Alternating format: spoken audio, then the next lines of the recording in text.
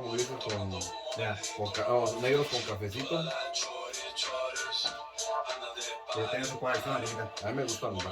Es que me gustan los Converse, cosita, Yeah. pero, ¿sabes? Como que mi pata está muy gruesa. ¿Verdad? Yeah.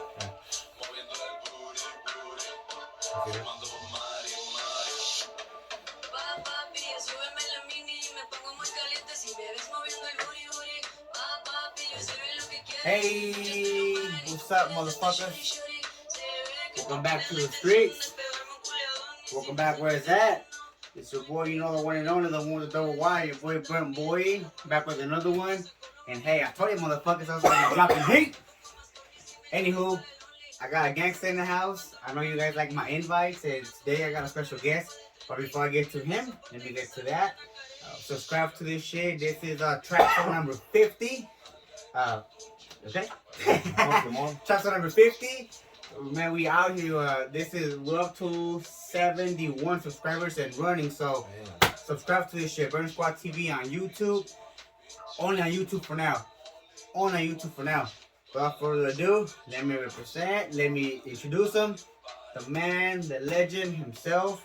The homie that from the mean streets of East Side, the East Side, right? East Side, Las Vegas.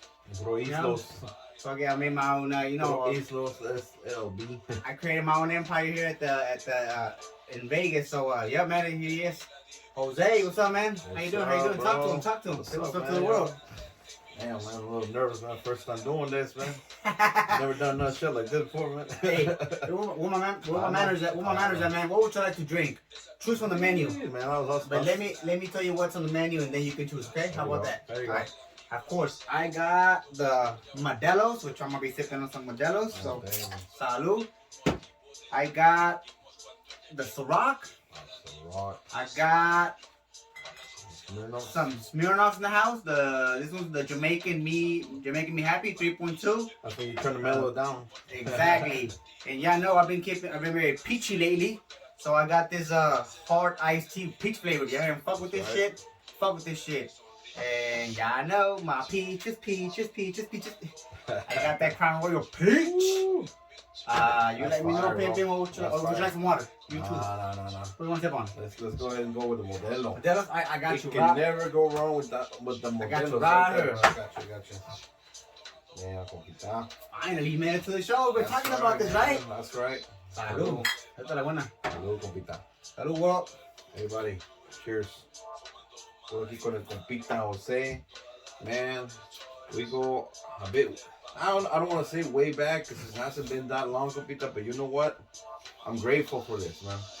Thank you for coming. Appreciate you for coming. And I'm grateful for meeting people like you, bro. Thank you. And you know that. That's. I guess at the end of the day, if you get something out of working in different places and visiting, different cities, taking the chance to move in, to a whole different state, you never know the people you're gonna run into, man. Exactly. We were hundreds, if not sometimes thousands of miles away. At one point, and next thing you know, look at us right here. We remember we had that genuine connect, and it's always good to meet people like that. And like we always talk about this. Like, do you think coincidences happen, or it's just however you choose to live the world, and then the atmosphere will put people in your life? What do you think? I think that we're all bound to find people in your path. I don't know if it's destiny. I don't know if they have to be there. I think that's just like when you drop a bunch of marbles and they go everywhere. Yeah, exactly. And they bounce, and the next thing you know, they go far away, and they bounce, and they come back. Somehow, I think that's what life's all about. So you play marbles growing up? Yeah, hell yeah. It's on my generation. The hood, So we always con canicas and canicas. So if you don't know now, you will know. Before social media came and the phone thing, we used to play canicas to be like marbles. You'll get like your set of marbles, right? You get like some rocks, some crystal-looking rocks, but they used to be called marbles. Yeah.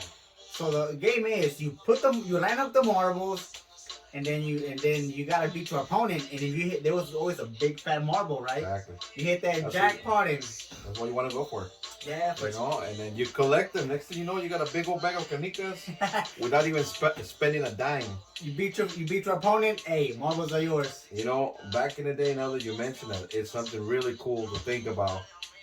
Kids nowadays need so much money invested in technology and devices. Yeah. Like there has to be money involved in order for you to obtain those devices to make that their normal lifestyle.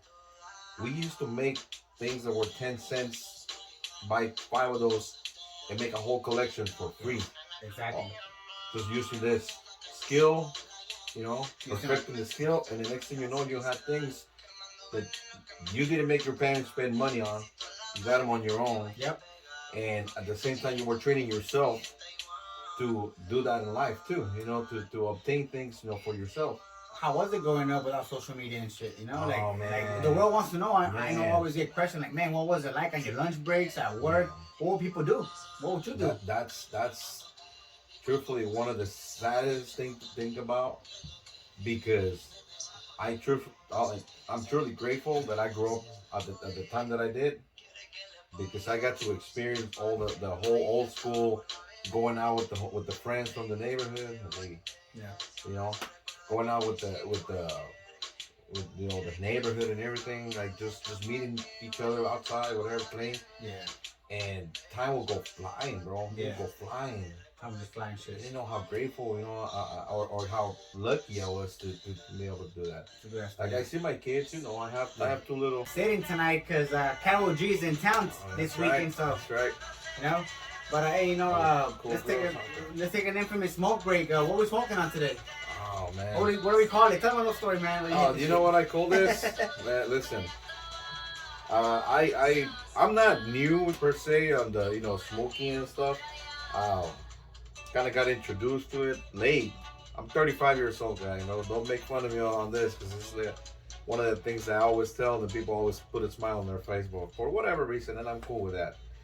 But I got introduced to weed, you know, to this type of products for, you know, I'm gonna say 2017. Wow. I started when I turned 21, so I've been like smoking for 11 years now. Yeah. No, I mean, it's 2017, around that time when I got into business, pretty much. Oh, business. Yeah. What do you do for a living? What are you wearing? What jersey are you wearing? Right. Look, representing. It might not be the best place, but I don't think there's such a thing, you know. So what? But that's what's feeding our families right now. That's what's bringing food to the table, paying for a roof over our heads. So I think, bro, we still gotta be grateful. Where you repping today? What jersey is that? Oh, that's who you Outer Nation USA, guys. Henderson. Tucky. This one's for you, my boy, by the way. That's right. You know You my coming taste. to the show. That's not a taste. Hey, we do not own the rights to any of his music. No, not at all. Not at all. So I tried this for the first time, telling my boy over here, like, yeah, I smoke too. You know, and I go to the dispensaries here like anyone else. But I realized that the other places actually make some stronger stuff. And, you know, trying to be cool. You know, I've done this. This is my stuff. I do it all the time. We're, you know, having a little bit of a break there. Actually, we're about to leave. We're about to go home. And I'm like, you know, let me hit this. I hit it like 2 times, right? 2 deep ones. First time I try my shit. Oh, the Brentwood pen. All right, so you know, it starts hitting you slowly, right? Slowly, and you're like, I'm cool. Let me drive off. So by the time I get home, I get the full effect. Cause I'm only like what 50 minutes away from work. Yeah. So in about 50 minutes, I should be home and start enjoying this. Man, not even 5 minutes went by that I realized I had no idea what street was I on. I didn't know if I was going too fast, if I was going too slow. This happened to me a lot of times, gang. I couldn't even read the signs of the streets, and I was like, man, what I call it? I just want to get home. I just want to get home. Smoke break to that shit. I'm like, this is what I call it now. I just want to get home.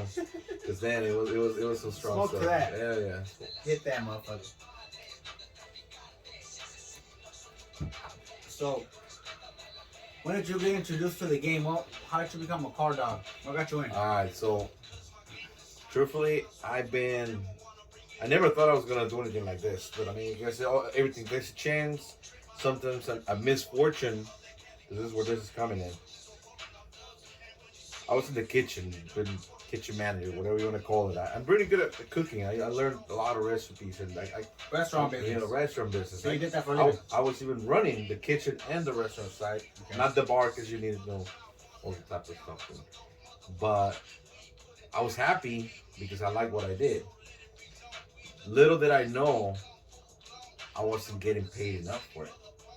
You know, you're used to, okay, you started like a certain hourly, 10, 11, whatever. That's back, you know, back in the day. And they give you raises. Yep. Every time, you know, the longer span working there, you know, they start giving you raises and you think, oh man, I'm going to get to that $20 an hour job. I'm going to get paid. And eventually I did. That's, you know, when I was in the management position. Yeah. It is what it is. I was making what, like not even $3,000 a month. And I thought I was getting paid good. And then they do as money. Yeah. But here's, like I said, this is where sometimes misfortune is. Cannot necessarily mean it's bad luck for you. Yeah. Okay. So it was around 2016, late end of 2016, give or take.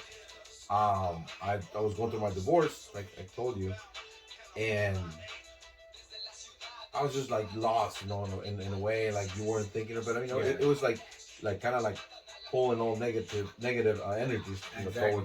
That's what just happens. Yeah. So I was waiting at the light, right? I was heading home, and I was waiting at this light, and then, dude, I get rear-ended.